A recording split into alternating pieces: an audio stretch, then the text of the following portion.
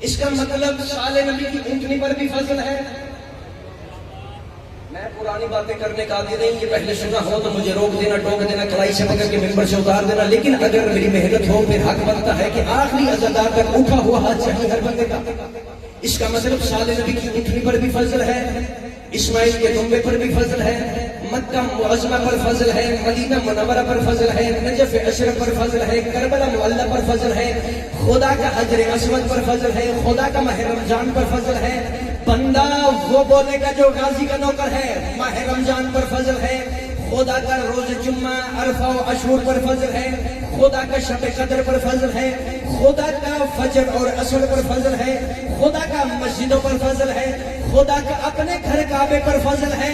اور اہل سنت کے محدث احمد ابن حنبل کہتے ہیں نبی کا 1.25 لاکھ صحابی ہے، لیکن 1.25 لاکھ صحابی میں